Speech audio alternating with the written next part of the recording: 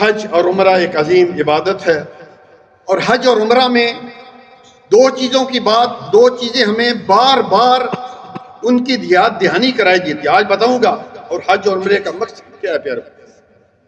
دو چیزیں جیسی عمرہ شروع ہوتا ہے، جیسی حج شروع ہوتا ہے، دو باتیں حج کے آخر تک، عمرے کے آخر تک ہم کو یاد دہانی کرائی جاتی ہے، اور یہ ہماری زندگی کا حصہ ہے، اور وہ کیا ہے؟ توحید اور سنت۔ دیکھیے آپ حج یا عمرے کا جو لباس احرام پہنتے ہیں تو اللہ تعالیٰ کے ساتھ کیا وعدہ کرتے ہیں؟ لبیک اللہم لبیک لبیک لا شریک لک لبیک ان الحمد والنعمت لک والملک لا شریک لک۔ اے اللہ میں حاضر ہوں، اللہ میں حاضر ہوں، تیرا کوئی شریک نہیں۔ یہ دیکھیں سب سے عام چیز ہے بھائیوں، میں ہر وقت بتاتا ہوں، ہر جمعے میں بتاتا ہوں آپ کو، اس توحید کو تھامیے، تیرا کوئی شریک نہیں۔ اس کے بعد انسان جو ہے خانہ کعبہ میں، بیت اللہ میں جب داخل ہوتا ہے اور حجر اسود پر جا کر جو ہے پھر استلام کرتا ہے، بسم اللہ اللہ اکبر، اللہ کے نام سے، اللہ بڑا ہے، پھر ایک دفعہ توحید جو ہے وہ اس کو دہراتا ہے۔ اسی طرح ہر چکر میں جب انسان حجر اسود کے پاس آتا ہے، بسم اللہ اللہ اکبر اللہ۔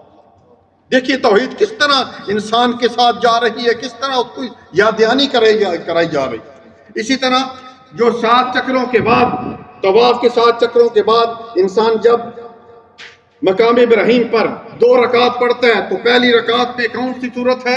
سورت الاخلاص، جو کہ پوری توحید ہے۔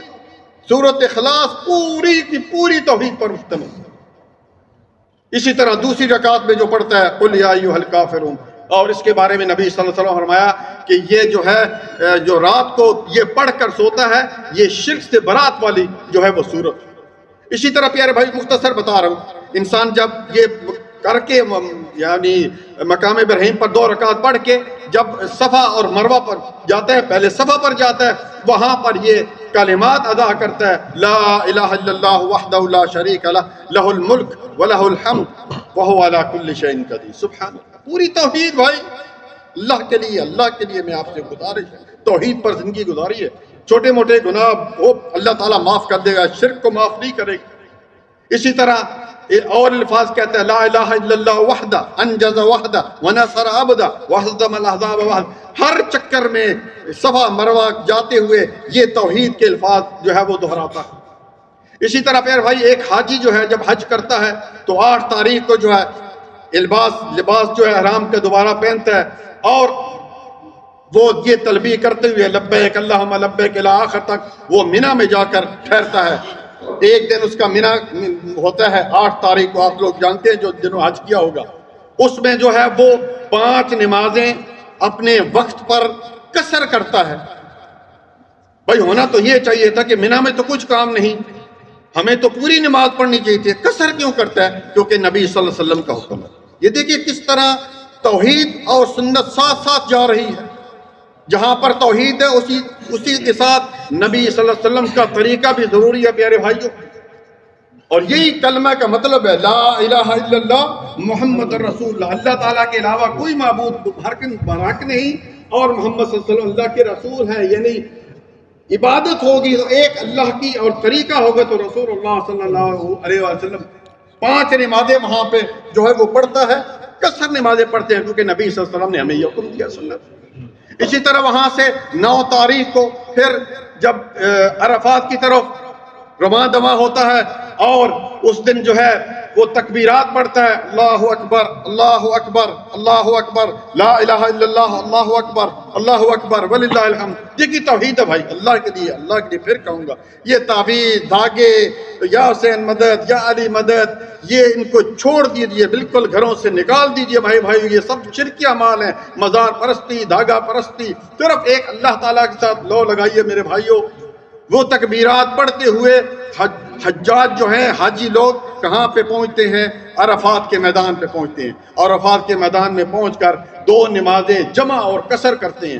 حالانکہ ہونا تو یہ چاہیے تھا کہ وہاں تو کچھ کام نہیں ہے، پوری نماز ہم پڑھتے ظہر کی، پوری نماز عصر کی اپنے وقت پر پڑھتے. نبی صلی اللہ علیہ وسلم سے پوچھا گیا ایو اعمال افضل یا رسول اللہ، سب سے اچھا عمل کون سا؟ فرمایا الصلاۃ علی وقتها، نماز کو وقت پر پڑھنا. لیکن یہاں پہ نبی صلی اللہ علیہ وسلم کی یہ سنت اور آپ صلی اللہ علیہ وسلم کا حکم ہے کہ 2 نمازیں جمع کریں گے اور قصر کریں گے. اللہ اکبر. آپ دیکھیے. اور عرفات کی دعا، جس طرح میں نے پچھلے جو میں بتایا تھا کہ سب سے بہترین دعا لا الہ الا اللہ وحدہ لا شریک لہ لہ الملک ولہ الحمد وہو علی کل شیء قدیر، پوری کی پوری جو ہے وہ توحید پر مشتمل ہے. میں نے آپ کو بتایا تھا کہ اس میں ہم دیکھیں ہم کچھ نہیں مانگتے، نہ ہم اولاد مانگتے ہیں، نہ جنت مانگتے ہیں، نہ جہنم سے پناہ مانگتے ہیں، نہ شفا مانگتے ہیں. تو پھر کیوں اتنی ہے؟ اس لیے کہ اس میں پوری کی پوری توحید پر مشتمل ہے. اس توحید کے لفظ کو یاد رکھیے میرے بھائی. اسی طرح وہاں سے جو ہے وہ مغرب کا بھی بالکل وقت ہو چکا ہوتا ہے. ہونا تو یہ چاہیے تھا بھائی مغرب پڑھ کے ادھر سے نکلتے، لیکن مغرب کی نماز نہیں پڑھتے اور جا کر مزدلفہ میں پڑھتی ہے، اور رات کو کہیں 9-10 بجے لوگ پہنچتے ہیں. میرے بھائیوں کتنے فاصلہ ہے، کتنے مائل کا فاصلہ ہے. کیوں؟ اس لیے کہ نبی صلی اللہ علیہ وسلم کا حکم ہے. دیکھیے آپ کس طرح توحید اور سنت ساتھ ساتھ جا رہی ہیں. یہ میں اس لیے بتا رہا ہوں آج بہت زیادہ فتنہ ہے بھائیو. منکرین حدیث جو ہے یہ اس یعنی نیٹ پر بہت زیادہ اپنا کام کر. میرے ساتھ ہوا یہ، مجھے کہنے لگے یہ جو بخاری اور مسلم اور یہ تو جو ہے وہ عربی نہیں تھے اور ان کی وہ حدیثیں، یعنی دیکھیں کس طرح حدیثوں سے دور کیا جا رہا ہے. اگر حدیث نہیں تو کس طرح ہم حج کریں گے، کس طرح ہم عمرہ کریں گے. اسی طرح وہاں سے عمرہ یعنی وہاں پہ مغرب کی نماز ہم نہیں پڑھتے اور مزدلفہ چلے جاتے ہیں. اور مزدلفہ میں ہونا تو یہ چاہیے تھا کہ وہاں پہ چلو اپنی جو ہے وہ مغرب کی نماز پڑھتے پوری اور سنتے بھی پڑھتے اور اس کے ساتھ ہم عشاء کی نماز پڑھتے. لیکن نبی صلی اللہ علیہ وسلم کا حکم ہے یہاں پہ کہ 2 نمازیں جو ہیں جمع کرنی ہیں اور قصر کرنی ہیں. اور پھر آپ صلی اللہ علیہ وسلم نے پوری زندگی جو ہے وہ تہجد کی نماز نہیں چھوڑی. تہجد کی نماز اتنی آپ صلی اللہ علیہ وسلم کو پسند تھی، لیکن مزدلفہ میں آپ صلی اللہ علیہ وسلم جو ہے عشاء کی نماز پڑھ کر سو گئے، تہجد کی نماز بھی نہیں پڑھی. کہنے کا مراد پیارے بھائی یہ ہے کہ حج اور عمرہ سے ہمیں یہ سبق ملتا ہے کہ ہماری جو زندگی ہے وہ توحید اور سنت پر گزرنی چاہیے، کہ اللہ تعالیٰ کے ساتھ کسی کو شریک نہ ٹھہرائیں.